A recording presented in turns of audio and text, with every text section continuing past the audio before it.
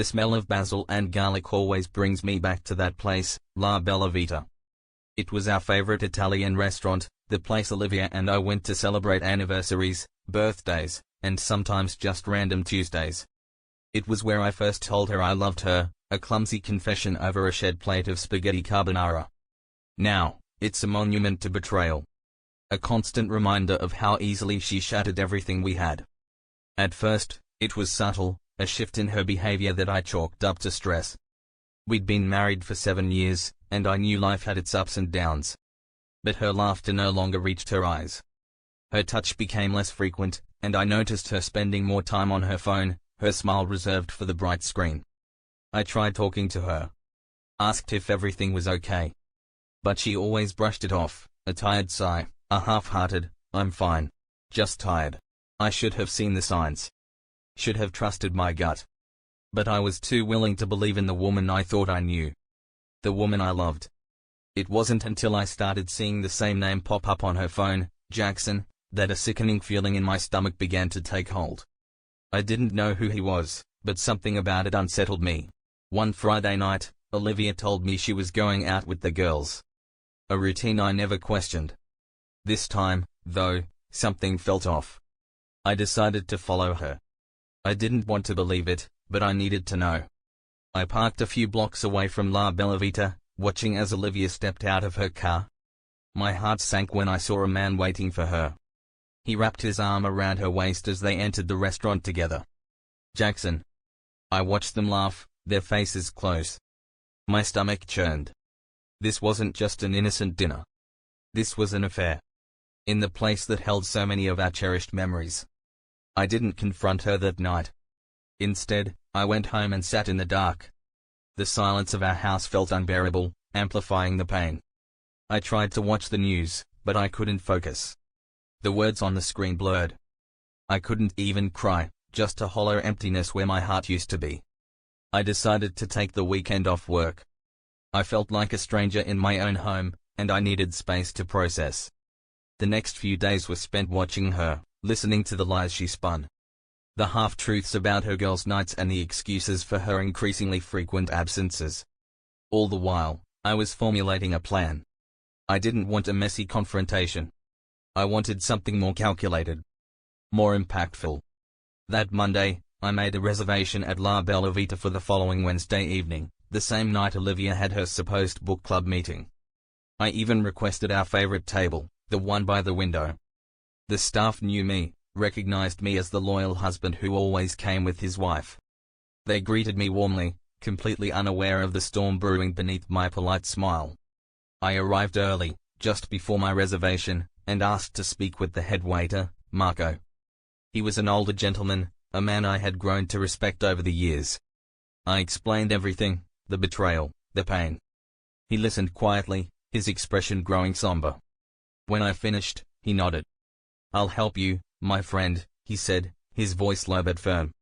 The plan hinged on Olivia's predictability. She and Jackson always sat at the same table in the corner, her secret rendezvous point. Just as I'd expected, they arrived. Their faces alight with the thrill of their affair. Olivia spotted me sitting at our usual table, her eyes widening. She faked surprise, but her acting was laughably bad. I waved at her, a friendly gesture masking the storm raging inside me. She walked over, Jackson trailing behind her with a smug expression. He was taller than me, with a muscular build he clearly flaunted. I forced a smile, a cold, bitter smile that I hoped betrayed nothing of my true intentions. "Well, isn't this a surprise?" Olivia said, her voice a little too high-pitched. "What are you doing here?" "Just enjoying a solo dinner," I replied casually. "It's my day off. Thought I'd treat myself." Jackson sneered. "Is that right? Maybe you should have stayed home." I didn't respond to his taunt. Instead, I turned to Marco, who had appeared at our table. "I'll have the usual, Marco," I said, my voice steady. "And also, bring us a bottle of the Amarone." Marco nodded with a small smile and went to fetch the wine. As he turned away, he winked at me.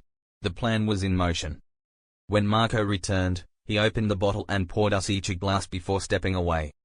Olivia looked confused, but Jackson was growing impatient.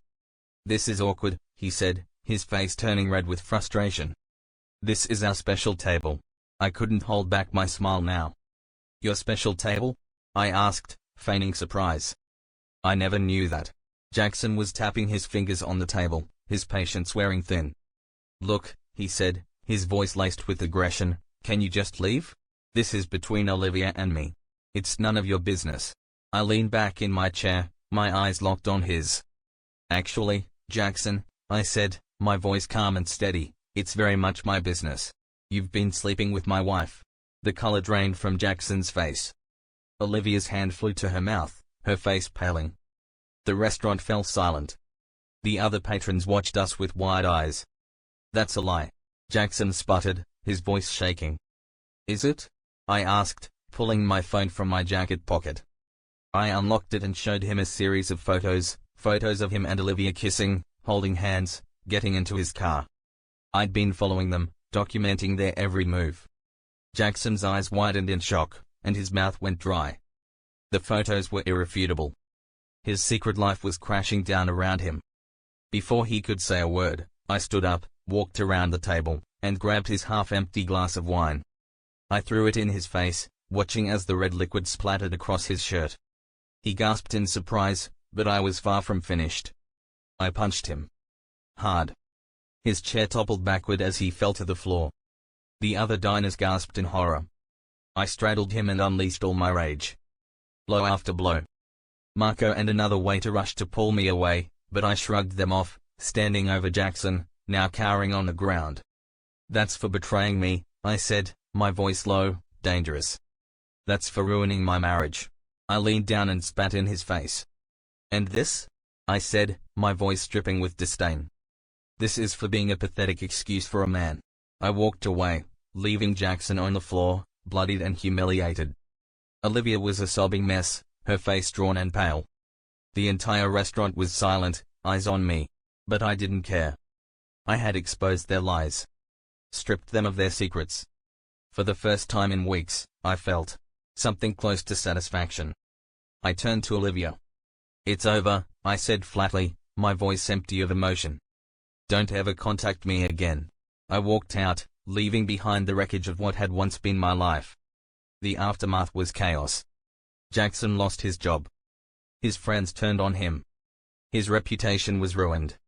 Olivia, alone and ostracized, tried to contact me, begged for forgiveness. But I couldn't forgive her. Not after everything she'd done. I moved out. Started fresh. Learned to navigate life as a single man. It's been a long journey, but for the first time since discovering Olivia's betrayal, I feel a sense of peace. La Bella Vita, once a symbol of love and happiness, is now a reminder of betrayal. A reminder of the day I took my life back. I haven't been back since, and I doubt I ever will. The taste of the food, the scent of the herbs, they're forever poisoned by what happened. I learned a hard lesson that day, the kind that leaves scars. But these scars, though painful, are a constant reminder of my strength. A reminder that I survived. And I'll never let someone take me for a fool again.